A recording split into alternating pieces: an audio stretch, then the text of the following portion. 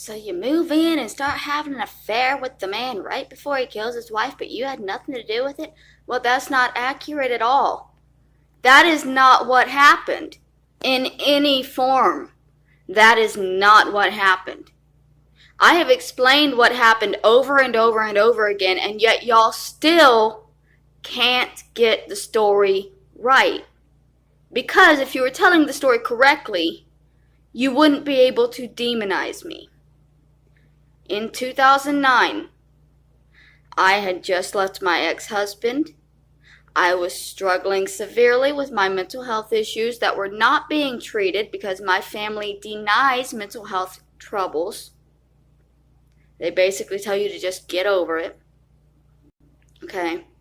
I posted an ad on Craigslist talking about my mental health issues and seeking a long-term relationship with somebody who could handle somebody who needed a little bit of support and help in that area. I received a response through email by a man who named himself Brian.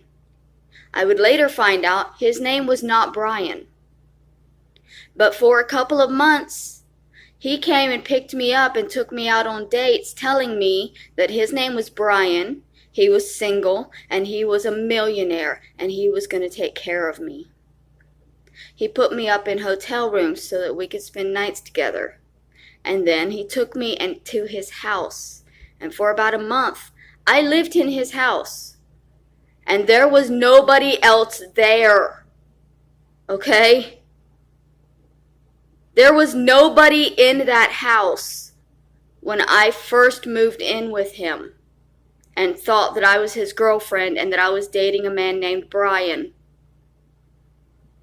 One night he took me back to my grandmother's. I got upset and I went back over to confront him about it because he didn't explain anything. He just broke up with me and took me back. We had broken up a couple of times before. By me. I broke up with him and he threatened to kill himself and started messaging me from another account using Robin, saying he was Robin, that he was a friend, a longtime friend, not girlfriend or fiance, but longtime friend that was very, very worried about Kenneth because he was so upset about our breakup, and essentially begged me to take him back while presenting himself to be Robin. Right? So, y'all's story of me just moving into this house and starting an affair with the man is nowheres near what actually happened. But y'all don't know that because my side didn't go to trial. They didn't tell the trial. They didn't tell the jury that he pretended to be another person entirely for months while carrying on a relationship with me. That he put Roberta in a hotel so that he could bring me home and convince me that there was nobody else living there and it was just me and him. You guys have absolutely no idea how far this goes.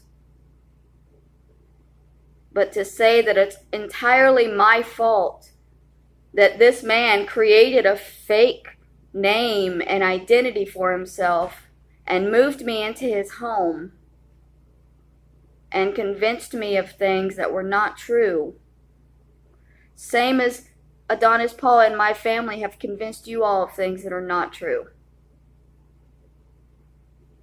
I didn't kill anybody. I had no reason to. I didn't know her. I wasn't looking for somebody to hurt. I was looking for somebody to love me. And what I found was somebody who was looking for somebody weak and able to control. He was already planning to kill her. He was seeking out another unwell woman to replace her with. The jury didn't hear that, and y'all aren't going to accept it because it takes the blame off of me. He was also a sexual predator. You know, everybody's saying, well, you triggered him, you made him do this. So who made him molest a child? Did the child trigger him? Is that who possibly forced the man to commit sexual acts against a child years before, if everything he did was solely triggered by other people and he had no will of his own?